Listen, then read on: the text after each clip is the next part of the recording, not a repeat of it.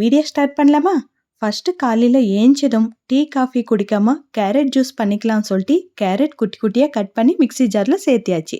அப்படியே குடித்தா ரொம்ப சப்பியாக இருக்கும், குடிக்க முடியாது இல்லையா? அதனால கொஞ்சம் வெல்லம் சேர்த்துனேன். அதுக்கப்புறம் கொஞ்சமாக பால் ஆட் பண்ணிக்கினேன். அதுக்கப்புறம் தண்ணி தான் ஆட் பண்ணிக்கணும், கொஞ்சம் பால் ஆட் பண்ணிக்கினேன், அவ்வளோதான். எல்லாமே மிக்ஸி ஜாரில் சேர்த்தியாச்சு. மிக்சியில் வச்சு பர்றன்னு அரைச்சியும் ஆச்சு. நைஸாக அரைச்சிட்டும் அதுக்கப்புறம் ஃபில்டர் பண்ணி குடிக்க வேண்டியது தான் பேலன்ஸு. நல்லா தான் இருக்கும். ரொம்ப ஒன்றும் அவ்வளோ டேஸ்ட் இல்லாத மாதிரி ஒன்றும் இருக்காது. சூப்பர் டேஸ்டியாக தான் இருக்கும், குடிக்க முடியும். அடிக்கிற வேலைக்கு நம்மளுக்கு பாடி ரொம்ப சீக்கிரமாகவே ஹீட் ஆகிடுது இல்லையா? பாடி கொஞ்சம் குளிர்ச்சியாக வச்சுக்கிறதுக்காக சப்ஜா சீட்ஸ் ஊற வச்சு வச்சுருக்கிறேன். இது ஒரு 5 நிமிஷத்துலவே நல்லா ஊறிடும். ஸோ நான் ஜூஸ் பண்ணிக்கிறதுக்கு கொஞ்சம் முன்னாடி ஊற வச்சுருக்கிறேன், அவ்வளோதான். சியா சீட்ஸாக இருந்தால் கொஞ்சம் லேட்டாக ஊறுறதுக்கு டைம் எடுக்கும். ஆனால் பார்க்கறதுக்கு ரெண்டும் ஒரே மாதிரி தான் இருக்கும். ஊறுறதுல தான் நம்ம கண்டுபிடிக்க முடியும் இது சியா சீட்ஸா இல்லை சப்ஜா சீட்ஸான்ட்டு. ரெண்டுமே பாடிக்கு நல்லது தான். எது கிடைக்குதோ அது யூஸ் பண்ணிக்கோங்க. எனக்கு சப்ஜா சீட்ஸ் தான் கிடைக்குது, அதனால நான் அதுவே யூஸ் பண்ணிக்கிறேன். எனக்கு பாடி குளிர்ச்சியாக வச்சுக்கிறதுக்கு. ஜூஸ் ரெடி ஆயிடுச்சு, ஜூஸ் குடிச்சியாச்சு. இன்னும் காலங்காத்தால ஏஞ்சதும் கதவு ஓப்பன் பண்ணி வச்சா ஃப்ரெஷ்ஷாக ஏர் வரும் பாருங்க, காற்று சூப்பராக இருக்கும். அந்த காற்று வெளியிலவே போய் உட்காரலாமான்னு தோணும். ஆனால் வீட்டில் வேலையெல்லாம் யார் செய்வாங்க நம்ம உட்காந்தா? அதுக்காக தான் சும்மா கதவு மட்டும் ஓப்பன் பண்ணிட்டு பசங்களை எழுப்பிட்டேன். பசங்க ஏஞ்சதும் பெட்ஷீட் போடுறது இதெல்லாம் அவங்க வேலை தான். அவங்க வேலை அவங்க பார்க்குறாங்க. நான் வீடியோ எடுத்துக்கிட்டே கொஞ்சம் அந்த சோஃபா கவர்ஸ் கூட போட்டால் நல்லா இருக்கும்னு சொன்னேன். சரி விடுமா, நான் போட்டிடுறேன்னு சொல்லிட்டு என் பெரியவர் கொஞ்சம் என் பேச்சு நல்லாவே கேட்பா. இந்த மாதிரி வேலை சொன்னால் இன்னும் ஃபாஸ்ட்டாக செய்வா. ஆனால் சில சமயத்தில் எல்லா வேலையுமே நான் தான் செய்யணுமா? இன்னொருத்தர் இருக்கிறாரு வீட்டில், அவருக்கு ஒரு வேலையும் சொல்கிறது கிடையாதா? எப்போ பார்த்தாலும் நானே செய்யணுமா அன்ட்டு கோவம் வந்துடும். சரி விடு, நீ பெரிய பையன் தானே, நீ தான் கொஞ்சம் அட்ஜஸ்ட் பண்ணிக்கணும் அப்படியே ஒரு வார்த்தை சொல்லி போட்டுட்டா பாவம் பசங்க அதுக்கே சமாதானம் ஆயிடுவா. அவனை கொஞ்சம் சமாதானம் படுத்திட்டு அவள் ஒன்றும் கோச்சிக்கல. சமாதானம் படுத்துறதுக்கு அவள் வேலை அவள் பார்த்துன்னு இருக்கிற. நான் துணியை எடுத்துகிட்டு போய் மிஷினில் போட்டியாச்சு. மிஷின் வேலை மிஷின் பார்க்குது. நம்ம வேலை எப்பவுமே இருக்கும் இல்லையா? வீடு பெருக்கிறது, வீடு துடைக்கிறது, சாமானம் கழுவுறது, இந்த வேலையெல்லாம் பார்க்கலாம்னு சொல்லிட்டு நான் வீட்டுக்குள்ளே வீடு பெருக்கின்னு இருக்கிறேன். பசங்களுக்கு எக்ஸாம் நடக்குது. இது எடுத்து ஒரு 4 நாள் முன்னாடி எடுத்த இந்த வீடியோ. ஸோ அப்போது எக்ஸாம் இல்லை, எக்ஸாமுக்காக ப்ரிப்பேர் பண்ணின்னு இருக்கிறேன். சின்னவர் ஒரு மூலையில் உட்காந்து என்னை பார்த்துன்னு இருக்கிறேன். நான் படின்னு கற்றுன்னு இருக்கிறேன். அவர் ஒரு மூலையில் படிக்கிறேம்மா, இதம்மா புக் எடுக்கிறேம்மா, இதம்மா பென்சில் எடுக்கிறேம்மா, இதம்மா எரேசர் எடுக்கிறேம்மா, இப்படி சொல்லியே காலத்தை ஓட்டுவானே தவிர புக்கு எடுத்து படித்தா அவ்வளோதான். அன்றைக்கி மழை பெஞ்சிடும். இந்த வெயில் காலத்தில் மழை பெஞ்சா அது ஒரு அதிசயம் இல்லையா? அதனால சொல்கிறேன், அவள் புக் எடுத்து படித்தாலும் ஒரு அதிசயம்தான். அதுக்கண்டி படிக்கவே மாட்டான்னு சொல்ல மாட்டேன். படிப்பா. எப்போ? ஸ்கூலுக்கு இப்போ போகணும், இன்னும் கொஞ்சம் நேரத்தில் கிளம்பணும், இன்னும் ஹோம்ஒர்க் இருக்குது, மேம் அடிப்பாங்கன்னு தோணும் பாரு, அப்போ உட்காருவா. எனக்கு ஹோம்ஒர்க் இருக்கு மம்மி, நான் படிச்சே ஆகணும் மம்மி அப்படின்ட்டு உட்காருவா. உங்கள் வீட்டில் கூட இப்படி தான் இருக்கிறாங்களா? இந்த சின்னவங்களுக்கு எப்பவுமே நம்ம செல்லம் கொடுத்து இந்த அளவுக்கு ரொம்ப கெடுத்து வச்சிருக்கிறோன்னு எனக்கு தோணும். ஏன்னா எதுக்கு எடுத்தாலும் அவள் சின்ன பையா, நீ தான் பெரிய பையா, நீ தான் அட்ஜஸ்ட் பண்ணிக்கணும், நீ கொஞ்சம் பார்த்துக்கணும், நீ தான் கத்தக்கூடாது அப்படின்ட்டு பெரியவங்களே கொஞ்சம் இது பண்ணுவோம். சின்னவங்கள அவள் சின்ன பையனாகவே பார்ப்போம். அவங்க வளர்ந்து கல்யாணம் ஆகி அவங்களுக்கு ஒரு குழந்தை பிறந்து பிறகு கூட அவங்க நம்ம கண்ணுக்கு சின்ன பையனாகவே தெரிவா, பெரிய பையனாகவே தெரிவா. இது எல்லார் வீட்டிலுமே நடக்கும்னு நான் நினைக்கிறேன். என்ன சொல்கிறீங்க? உண்மைன்னா கண்டிப்பாக கமெண்ட்டில் சொல்லிடுங்க. கேரட் ஜூஸ் காலையிலவே பண்ண இல்லைங்களா? காலையிலவே ஏஞ்சி குடிக்கணுமா இல்லையா? 8:30 மணிக்கு ஏஞ்சிக்கிறது, அதுக்கப்புறம் ஜூஸ் குடிச்சு, அதுக்கப்புறம் டிஃபன் சாப்பிட்டு எப்போ தான் முடியறது? அதுக்கன்ட்டு நான் இன்னைக்கு டிஃபன் வேலையே வச்சுக்கல. இந்த அடிக்கிற வேலைக்கு கொஞ்சம் குளிர்ச்சியாக சாப்பிட்லான்னு சொல்லிட்டு தயிர் சாதம் சாப்பிட்லான்னு சொல்லிட்டு சாப்பாடு ஒண்டி வச்சிருக்கிறேன். தயிர் ஃப்ரிட்ஜில் இருக்குது. தயிர் எடுத்துகிட்டு வெளியில் வச்சியாச்சு. தயிர் சாப்பாடு சாப்பிடணும் இல்லையா? ரொம்ப குளிர்ச்சியாக இருந்தால் அதுக்கப்புறம் தொண்டை கட்டிக்கும். அதனால வெளியில் வச்சியாச்சு. பசங்க ப்ரெஷ் பண்ணிட்டு ஜூஸும் குடிச்சிட்டாங்க. ஆனால் பசங்களுக்கு ஸ்கூலுக்கு ஸ்நாக்ஸ் எதுவும் இல்லை, வீட்டில் எதுவும் இல்லை, காலி ஆயிடுச்சு. ஸோ சிம்பிளாக செய்யணும்னு நினச்சா, சீக்கிரமாக செய்யணும்னு நினச்சா இந்த கேசரி தான் ஞாபகம் வரும் எனக்கு. சிம்பிளாக டேஸ்டியாக சாப்பிட்லான்னு தோணுச்சுன்னா கேசரி செஞ்சு வச்சுடுவேன். எப்பயாச்சும் சடனாக கேட்பாங்க இல்லையா, ஏதாச்சும் சாப்பிட்ணும் போல இருக்கு அப்படின்னு கேட்டால் கூட உடனே செய்கிறது இந்த கேசரியாக தான் இருக்கும். இப்போ ஸ்நாக்ஸ் இல்லாதனால நான் கேசரி செஞ்சு ஸ்நாக்ஸுக்கு கொடுத்து அனுப்புகிறேன். கேசரி எல்லாருக்குமே தெரிஞ்சிருக்கும், ஒரு முறை எக்ஸ்பிளைன் பண்ணுறேன். ரவை நல்லா வறுத்து வச்சுக்கணும். அதுக்கப்புறம் 1 கிளாஸ் ரவைக்கு 3 கிளாஸ் தண்ணி சேர்த்துக்கணும். தண்ணி கொதிக்கிறப்போ ரவை சேர்த்துக்கோங்க. தண்ணியிலவே கொஞ்சம் கலர் பொடி, உங்களுக்கு பிடிச்ச கலர் நீங்கள் சேர்த்துக்கலாம். அதிலவே இலாச்சி பவுடரும் சேர்த்துக்கோங்க. தண்ணி கொதிக்கிறப்போ ரவை சேர்த்துக்கிட்டு கரண்டில் மிக்ஸ் பண்ணிகிட்டே ரவை சேர்க்கணும், இல்லைன்னா உருண்டை பிடிச்சிடும். ரவை சேர்த்துட்டு நல்லா மிக்ஸ் பண்ணிவிட்டு லைட்டாக கிட்ட வரும் இல்லையா, அப்போ சிம்மில் வச்சுட்டு மூடி வச்சுடுங்க. ரவை ஃபுல்லாக குக் ஆகும். அதுக்கப்புறம் தேவையான அளவுக்கு சர்க்கரை சேர்த்துக்கணும். சர்க்கரை எவ்வளோ சேர்த்துக்கணுன்னா, நம்ம ரவை எவ்வளோ எடுக்கிறோமோ அந்த அளவுக்கே சர்க்கரை சேர்த்துக்கோங்க. உங்களுக்கு கரெக்டாக இருக்கும் ஸ்வீட்டு. இன்னும் கொஞ்சம் ஜாஸ்தி சாப்பிட்றவங்க இன்னும் கொஞ்சம் ஜாஸ்தி ஆட் பண்ணிக்கலாம். ஆனால் கம்மி ஆட் பண்ணாதீங்க. அதுக்கிட்ட கம்மி ஆட் பண்ணால் கேசரி மாதிரி இருக்காது, அது ஏதோ ஒரு மாதிரி இருக்கும். ஸோ ஸ்வீட்டுன்னா கொஞ்சமாச்சு ஸ்வீட் இருக்கணும் இல்லையா. 1 கிளாஸ்க்கு 1 கிளாஸ் சர்க்கரை கரெக்டாக இருக்கும். நான் செய்கிறப்பே ஸ்மெல்லு எங்கள் பசங்களை மூக்குக்குள்ளே போயிடுச்சு போல், உடனே ஓடி வந்துட்டாங்க. எப்போ ஸ்நாக்ஸ் செஞ்சாலும் அந்த செவருக்கு பல்லி ஆட்டம் வந்து ஒட்டிப்பாங்க. மம்மி என்னவோ செய்கிற ஸ்மெல் வருது, மம்மி என்னவோ செய்கிற ஸ்மெல் வருதுன்ட்டு அந்த செவரில் வந்து நின்றுட்டு அப்படியே எட்டி பார்த்துன்னு இருப்பாங்க. சரி மேலே படப்போது கொஞ்சம் தூரமாக இருங்கன்னு சொன்னால் கூட நகரவே மாட்டாங்க. அதுக்கப்புறம் கொஞ்சம் சத்தமாக சொல்வேன், நகருங்க, மேலே பட்டிச்சேன்னா அதுக்கப்புறம் சூடு பட்டிடும் உங்களுக்கு, நகருங்கன்னு சொன்னால் அதுக்கப்புறம் போவாங்க. பேச்சிலவே எல்லா கேசரியும் செஞ்சுட்டேன் இல்லையா. சர்க்கரை சேர்த்துன பிறகு கொஞ்ச நேரம் மிக்ஸ் பண்ணிவிட்டு என்னது கீழே உங்களுக்கு பிடிச்ச ட்ரை நட்ஸு சேர்த்துக்கிட்டு ஃப்ரை பண்ணி சேர்த்துக்கோங்க. தயிர் சாதம் ரெடி பண்ணி வச்சியாச்சு. பசங்க குளிச்சுட்டு வந்துட்டாங்க. பசங்களுக்கு இந்த சாதம் கொடுத்துட்டு அப்படியே கேசரியும் ஸ்நாக்ஸாக கட்டி வச்சுட்டேன். அதுக்கப்புறம் கோலம் போட்டுட்டு வந்துடலாம். பசங்க சாப்பிட்றதுக்குள்ளே கோலம் போட்டிடலான்னு சொல்லிட்டு கோலம் போடுறதுக்கு போயிட்டேன். சிம்பிளாக தான் போட்டிருக்கிறேன். பாருங்கள், பிடிச்சிருந்தா லைக் பண்ணுங்கள். லைக் பண்ண எனக்கு தெரியாது இல்லையா, நீங்கள் தான் லைக் பண்ணீங்கன்னு சொல்லிட்டு. ஸோ நீங்கள் கொஞ்சம் கமெண்ட்டில் சொல்லிடுங்க. கோலம் சிம்பிளாக தான் இருக்குது. பிடிச்ச கமெண்ட்டில் சொல்லுங்கள். கொஞ்சம் மியூசிக் ஆட் பண்ணிடுறேன், ரொம்ப போர் அடிச்சிடும். இல்லைன்னா நான் பேசினே நொய்யன்னு பேசிகிட்டே இருந்தேன். ஓகேங்களா, கொஞ்சம் மியூசிக் கேட்டுக்கோங்க.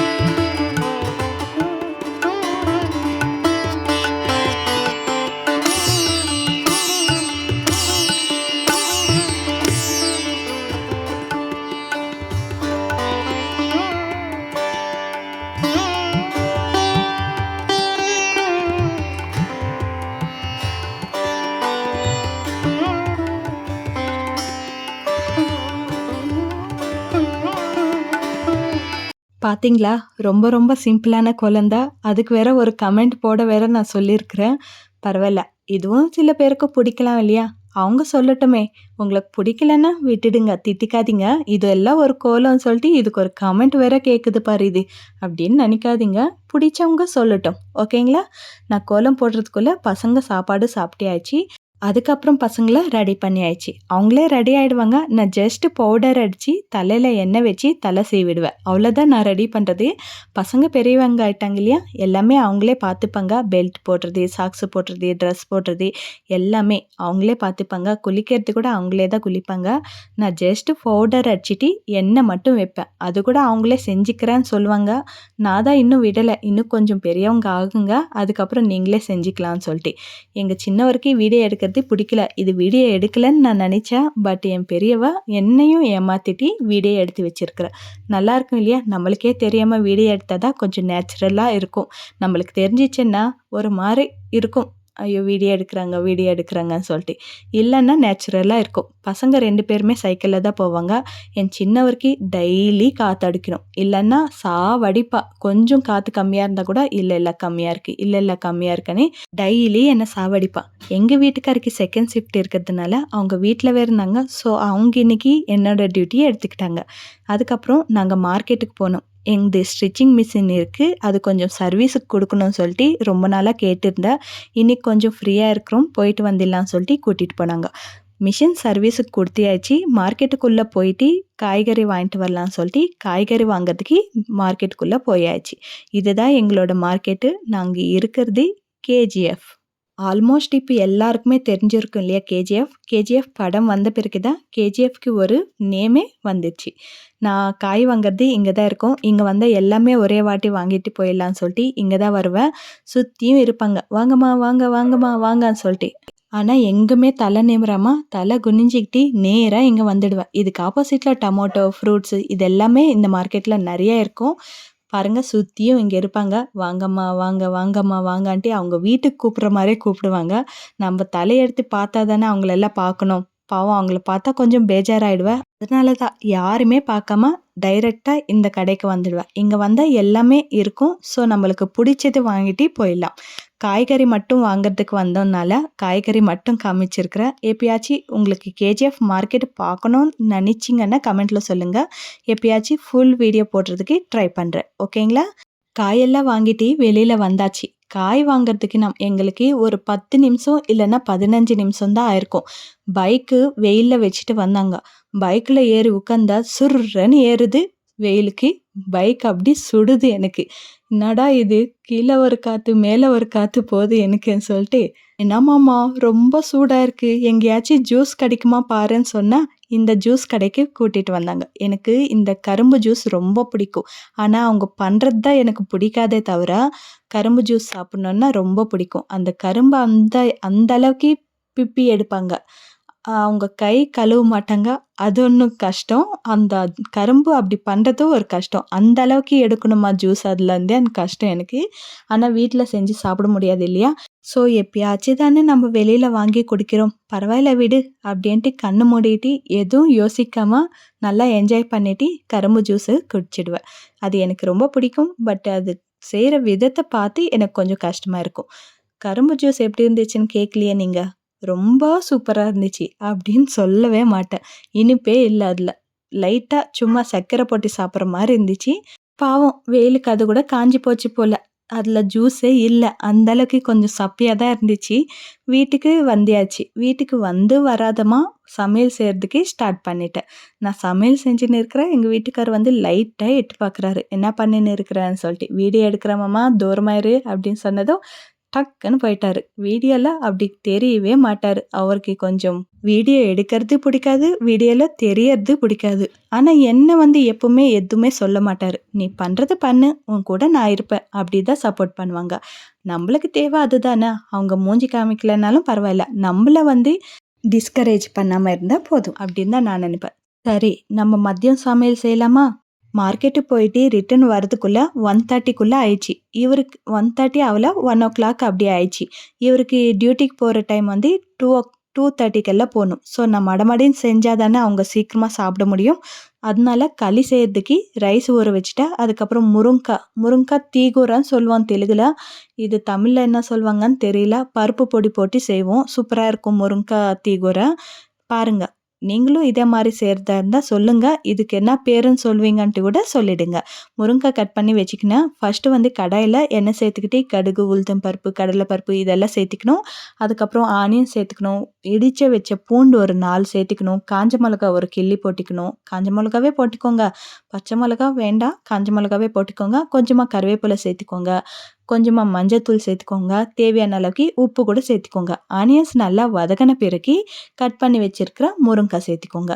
முருங்கா கூட கொஞ்சம் எண்ணெயில லைட்டா வதக்க விட்டுக்கோங்க. அது கொஞ்சம் லைட்டா தான் வதக்கும். எண்ணெயில ஜாஸ்தி வதக்கவும் முடியாது இல்லையா? லைட்டா வதங்கின பிறகு இதில தேவையான அளவுக்கு மிளகாத்தூள் சேர்த்துக்கணும். பாருங்க இந்த மாரி லைட்டா கலர் சேஞ்ச் ஆன பிறகு தேவையான அளவுக்கு மிளகாத்தூள் சேர்த்துக்கோங்க. தனியாத்தூள் இருந்தா தனியாத்தூளும் சேர்த்துக்கோங்க. எங்க வீட்ல காலி ஆயிடுச்சு. அதனால நான் காமிக்கல. இது வந்து குழம்பு மிளகாத்தூளு. ஸோ இதுவே போதும். தனியாத்தூள் கூட தேவையில்ல. ஆனா கொஞ்சம் சேர்த்துக்கினா நல்லாயிருக்கும். காரம் சேர்த்துன பிறகு கொஞ்சமா தண்ணி சேர்த்தி முருங்கா ஃபுல்லா குக் ஆக விடுங்க. ஏன்னா கொஞ்சம் டைம் எடுக்கும் இல்லையா? அதனால முருங்கா கொஞ்சம் வேக விடுங்க. முருங்கா வேகறதுக்குள்ள இங்க எனக்கு சாப்பாடு கொஞ்சம் சாஃப்ட்டா ஆயிடுச்சு. களி சேர்த்த சாப்பாடு. இந்த ஸ்டேஜ்ல ராகி மாவு போட்டுக்கிட்டு தேவையான அளவுக்கு போட்டுக்கோங்க. நீங்க ராகி மாவு ஜாஸ்தி சாப்பிடணும். சாப்பாடு கொஞ்சமா இருந்தா போதும்னு நினச்சிங்கன்னா, கொஞ்சமா சாப்பாடுக்கு ஊற வச்சுக்கிட்டு நெறைய தண்ணி வச்சுக்கணும். அப்பதான் நல்லாயிருக்கும்.